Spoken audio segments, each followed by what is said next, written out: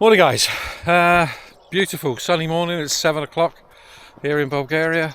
Sun's coming up nicely, so it looks like it's going to be a nice day again today, which is great. Something I kind of wanted to say for a while, just a bit of a chunter really. Basically it's kind of why we're here, sort of events that led to it and everything else really, just life in general I guess. So for anyone who's catching this as a standalone, I'm briefly going to bore everybody else with some of the facts that we've already covered in other videos. If you want to catch any of our other videos, the early ones will tell you a little bit more about how we're here, why we're here, that kind of thing. It's just just briefly for those that, like I said, if anybody catches this as a standalone, it makes a bit more sense, is that myself and Nikki got married very young, left school, got jobs, got married, had kids early. We were basically both 18 when we got married. That was 40 years ago, so something can't be too bad, can it? And obviously you get jobs, you work, and it's kind of everything you're told that you're supposed to do when you leave school. That's what we do. We go to work, we earn money, we buy all the things that we need, and just live your life like everybody else, effectively. You have your hobbies or whatever, but that's it. Work is pretty much all consuming. I worked in retail. I started as a salesman and worked up to manager, and worked for Courts Furnishers for quite a long time. And I enjoyed my job to the extent that I could do it. I was good at what I did. But things changed. There's a lot now in jobs to do with well-being and things like that, but when I was working with courts, that really didn't really come into the issue, to be honest. It was, you were the manager, you had to do things. So if you were short, you covered. That was the way it was. If you couldn't get anybody else to cover, you had to do it yourself. I can remember my last position with courts was manager of Western-super-Mare, and that was an hour and a half drive each way. I used to leave home 7:30, get home about 7:30. At some points I had staff off sick, but you can't replace because they're off sick. And I can remember doing the 21 days in a row, that kind of thing. We doubled the business since I'd taken over the store. Everything from the company's point of view was going really, really well. We were making good profits, etc. From my own personal point of view, it wasn't particularly good. I wasn't seeing my family. I wasn't seeing the kids. I couldn't get time off to go and see sports day or anything like that. But you kind of accepted it because that's the job, isn't it? That's what you're supposed to do. I'd got a job, I was doing okay at it, it was only fairly good money, company car, all that crap, all the stuff that you think's important, but you start to realise it isn't. It's just not that, there has to be something else, doesn't there, And I think if you're looking and thinking there must be something else, then you're obviously not overly happy with what you're actually doing. So, again, for those that don't know, we were late to going abroad on holidays and things like that. We used to stick to the UK when the kids were younger. And then, it was Nikki, really. It was her passion to come out here and buy a holiday home first of all, which quickly led to us moving here, which led to everything else that we did, which was fantastic. I came along for the ride, really, more than anything else. The adventure. Try something different, get away from that normal that we're told is normal, the 9 to 5 the job that you're supposed to have for the rest of your life and keep going. You know, there aren't those companies nowadays, I don't think. There's a few people that, I think if you work for yourself it's different, but if you're working for a company, you're just a number. Okay, that's all you are. If you leave, someone will replace you. End of. In a few months' time, you'll be completely forgotten. No one will be interested in what you did or what you do. So we tried something different. That's great. We loved our lives out here. They were tricky to start off with, but we got there. We were adapted. We settled.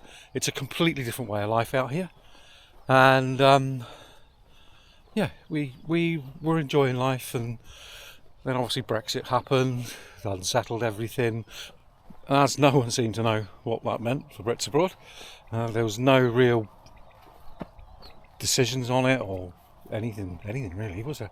It was very up in the air, and so we decided to make the move back. Now, I got into nature, so I was trying to find a nature job.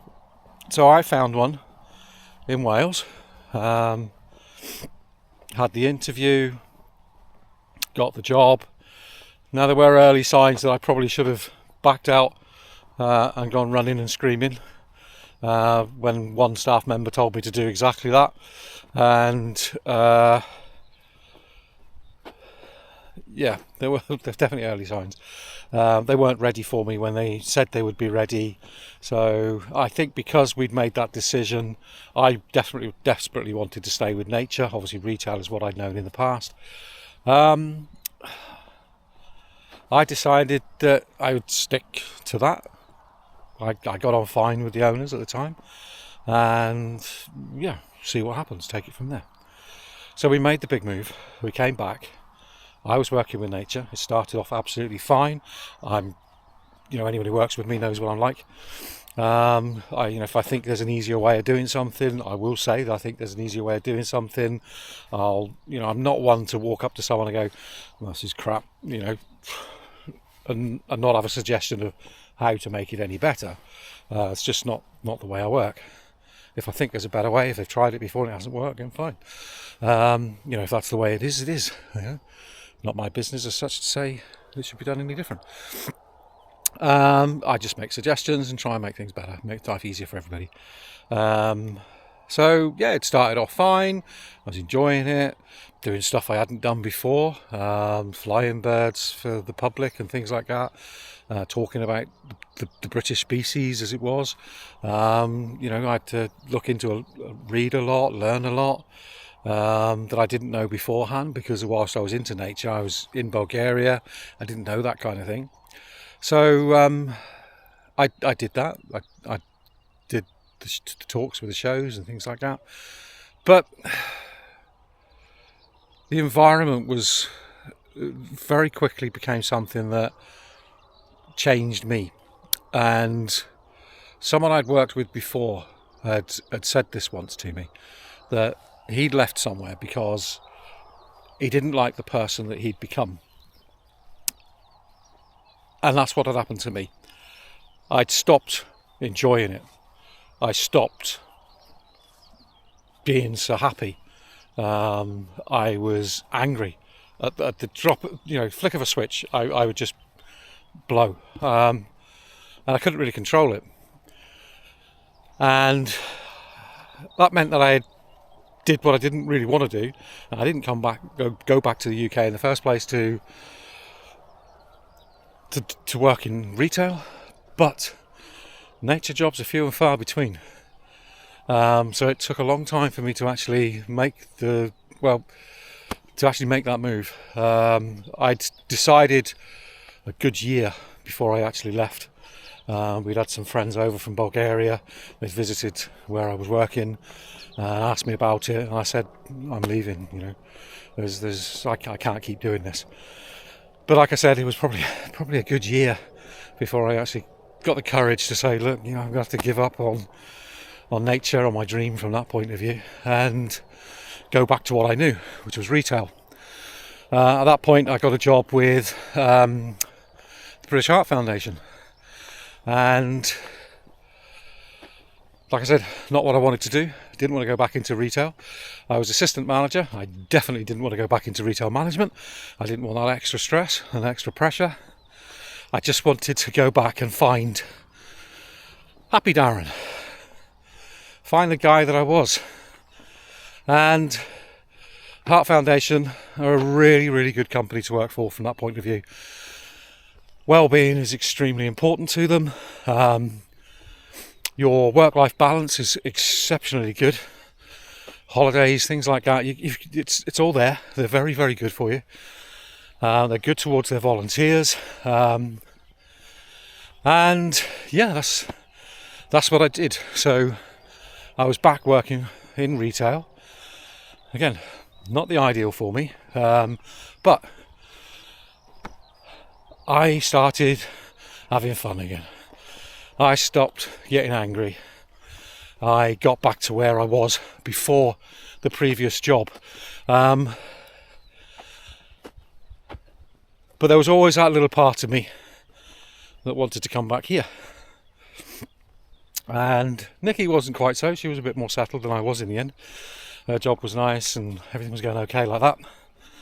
So it was definitely more me. And then a couple of years ago I came out on holiday on my own. And I said to Nikki, look, it's not changed. There's nothing that's changed. We could slot straight back in and do what we were doing before, kind of thing. So Nikki came out on a holiday and got the same feel as I did. It was kind of back home. We'd left the kids. In this case, we've now left the grandkids as well. We love them dearly. All of them. They're great characters, they're really funny. But even in the UK with work and everything else, we lived in Wales, they lived in Devon. It's 3.5 hour, 4 hour drive to get down there. We were doing that on weekends, trying to see everybody in one weekend. It's too much. We come back absolutely exhausted and all we managed to see them for is a few hours each, which wasn't enough. So what we're hoping out here is that they'll come out and we'll get more time, more quality time. If they're here for a week, then we'll see them then. I'm hoping that we'll get out there maybe once, get back to the UK once a year as well. We'll see how it goes, obviously. We've got a lot of work to do here at the moment. But yeah, it's just really that you don't have to do what you're doing. You don't have to do what you're made to believe is the norm. Get married, have kids, have a job, work. When you get to 67, if you're lucky, you get to retire and have all this wonderful time to yourself. Yeah, you've got illnesses that you never had when you were younger. Your body's not as good as it was. And to be honest, we've had an awful lot of people that we know die recently, in the last few years. My sister died during COVID. I have a cousin who she was really looking forward to getting to retirement and getting a bus pass and everything else. She had about 2 years of retirement. A guy I worked with never made it to retirement. You hear of it all the time. I think as you get older, yes, you probably spend more time at funerals than you do at weddings. But it doesn't have to be like that. It really doesn't have to be like that. Do something different. If you want to do something different, if you're not happy doing what you're doing, I've always said to Nikki, if you're not happy, there's only one person who really cares about that. You. There's only one person who can do something about it. You. And sometimes it's taking a big leap. It's out of your comfort zone. If we hadn't done that when we were 40, I'd never have got into nature. We'd never have done this. I'd still be working at the same shop, I dare say. It's not, it doesn't have to be that way. We've done this. Our hope is that we now, we get to retirement, and you know, our pension will go further out here than it would in the UK. We had our entire lives being told probably won't get a pension when you get to your age. Hopefully we're too close now to that to change, otherwise we're going to be in big trouble. But we're doing something different. You can do something different. You don't have to do that same thing. As I said, you know, I know so many people recently who haven't made it to pension. So they've done the get married, have kids, get the job, work their entire damn lives, and never got the reward at the end of it, which we're supposed to all be planning towards. You know, the latest person is my stepsister. I haven't had much to do with her in years, but it's still horrible. You know, she was the same age as me, and it's a wake-up call. You know, it shows that it's exactly why we're here. You know, it's just, life's too short. Enjoy it while you can, because you just don't know when it's going to be gone.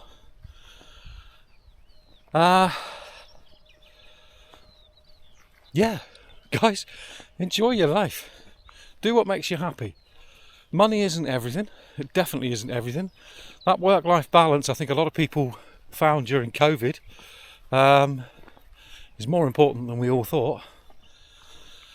And just do what you can do to make yourself happy. You know, enjoy it. Enjoy your health.